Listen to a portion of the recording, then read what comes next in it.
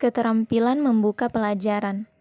Membuka pelajaran ialah usaha yang dilakukan guru dalam kegiatan pembelajaran untuk menciptakan prakondisi bagi peserta didik agar mental maupun perhatiannya terpusat pada apa yang akan dipelajarinya, sehingga usaha tersebut akan memberikan efek yang positif terhadap kegiatan belajar. Keterampilan menutup pelajaran. Kegiatan menutup pelajaran merupakan kegiatan yang dilakukan guru untuk mengakhiri pelajaran dengan mengemukakan kembali pokok-pokok pelajaran yang bertujuan untuk memberikan gambaran menyeluruh tentang apa yang telah dipelajari oleh peserta didik, mengetahui keberhasilan peserta didik dalam menyerap pelajaran, dan menentukan titik pangkal untuk pelajaran berikutnya. Keterampilan menjelaskan. Memberikan penjelasan merupakan salah satu aspek yang penting dalam kegiatan pembelajaran.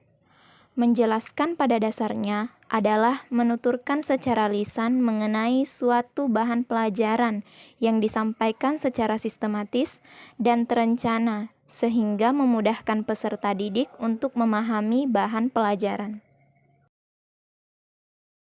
Keterampilan bertanya. Penguasaan pengetahuan keterampilan bertanya yang dimiliki calon guru memegang peranan penting dalam proses pembelajaran, sebab pertanyaan yang baik dapat meningkatkan partisipasi dan membangkitkan minat serta rasa ingin tahu peserta didik terhadap masalah yang sedang dibicarakan.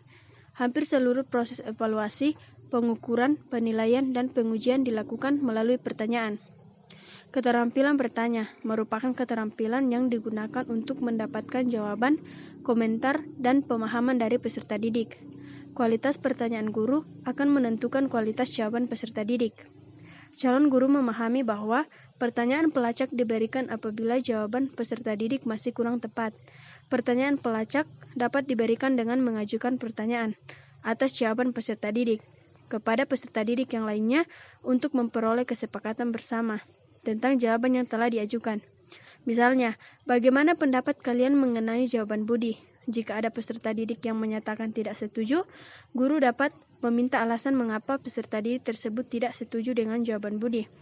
Pengetahuan memberi acuan pada calon guru perlu ditingkatkan, karena memberi acuan pada kegiatan bertanya merupakan usaha yang dilakukan guru dalam memberikan informasi yang berkaitan dengan isi pertanyaan yang diajukan, sehingga peserta didik dapat mengolah informasi tersebut untuk menemukan jawaban yang tepat. Keterampilan memberi penguatan.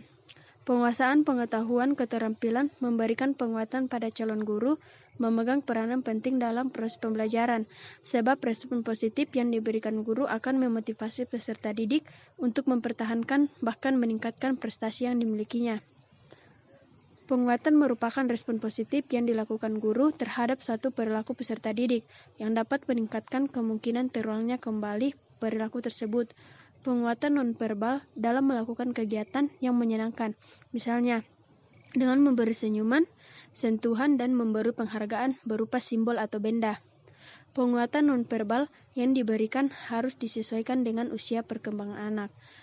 Peserta didik SMK yang berprestasi akan kurang relevan apabila diberikan penghargaan berupa pensil dan buku, dan akan lebih relevan apabila guru membuat buku siswa yang digunakan untuk menuliskan komentar guru mengenai kinerja peserta didik ketika praktik. Penguatan yang tidak penuh diberikan ketika peserta didik hanya menjawab sebagian benar atas pertanyaan yang diberikan guru. Penguatan ini diberikan agar peserta didik mengetahui bahwa jawaban yang disampaikannya tidak seluruhnya salah dan dia mendapat dorongan untuk menyempurnakannya. Mahasiswa yang dapat melakukan penguatan tidak penuh akan selalu memotivasi peserta didik agar selalu aktif dalam mengikuti kegiatan pembelajaran. Oleh karena itu, penguasaan pengetahuan mengenai komponen penguatan tidak penuh yang dimiliki mahasiswa masih perlu ditingkatkan. Keterampilan mengadakan variasi. Penguasaan pengetahuan keterampilan dapat dilakukan oleh calon guru pada kegiatan pembelajaran, bertujuan untuk menciptakan suasana pembelajaran yang menyenangkan sehingga dapat memotivasi, serta mengurangi kejenuhan dan kebosanan peserta didik selama mengikuti kegiatan pembelajaran. Penggunaan variasi mengajar yang dilakukan guru bertujuan untuk mengurangi kejenuhan yang dialami peserta didik dalam proses pembelajaran, sehingga dalam proses pembelajaran tersebut, peserta didik senantiasa menunjukkan ketekunan, antusiasme, serta penuh partisipasi. Calon guru yang dapat memvariasikan media pembelajaran akan berguna dalam membantu peserta didik dalam membangkitkan motivasi, minat, dan pemahamannya terhadap materi yang sedang dipelajarinya. Variasi alat bantu mengajar dapat dibedakan menjadi media visual, audio, dan audio-visual. Misalnya, ketika mahasiswa menjelaskan materi mengenai cetak saring, mahasiswa dapat memvariasikan alat bantu mengajar berupa benda nyata seperti contoh, produk cetak miring, media visual, dengan tayangan video mengenai proses pembuatan cetak saring atau media audio-visual. Penggunaan variasi pola interaksi dimaksudkan agar tidak menimbulkan kebosanan yang dialami peserta didik dan merupakan salah satu usaha untuk menghidupkan suasana kelas demi keberhasilan peserta didik dan mencapai tujuan pembelajaran. Oleh karena itu, optimalisasi penguasaan pengetahuan mengenai komponen pola interaksi yang dimiliki calon guru perlu dilakukan. Penguasaan keterampilan mengajar kelompok kecil dan perseorangan merupakan suatu kebutuhan yang esensial bagi setiap calon guru dan guru. Pengajaran ini memungkinkan guru untuk memberikan perhatian terhadap setiap peserta didik. Pada pengajaran ini memungkinkan peserta didik belajar lebih aktif, berkembang, serta memenuhi kebutuhannya secara optimal. Calon guru memahami bahwa hakikat mengajar kelompok kecil dan mengajar perseorangan diberikan karena peserta didik secara individual memiliki perbedaan dalam banyak hal. Perbedaan tersebut perlu mendapatkan perhatian agar peserta didik dapat berkembang dan mencapai prestasi belajar secara optimal. Contohnya, peserta didik SMK memiliki bakat yang berbeda. Ada yang memiliki bakat menggambar dan ada yang tidak memiliki. Bakat ini akan mempengaruhi kegiatan pembelajaran di kelas karena SMK dengan paket keahlian kriya mengharuskan setiap peserta didik mampu menggambar sebuah desain. Peserta didik yang tidak memiliki bakat dalam menggambar cenderung akan mengalami kesulitan dalam membuat desain. Nah, calon guru yang memahami peran guru dalam pembelajaran akan lebih mampu menciptakan lingkungan belajar yang efektif sehingga hasil belajar peserta didik berada pada tingkat optimal. Oleh karena itu, penguasaan pengetahuan mengenai peran guru yang dimiliki mahasiswa masih perlu ditingkatkan untuk mendukung terciptanya suasana belajar mengajar yang menyenangkan. Keterampilan mengelola kelas. Penguasaan pengetahuan keterampilan mengelola kelas perlu dimiliki mahasiswa karena berkaitan langsung dengan aktivitas belajar peserta didik di kelas.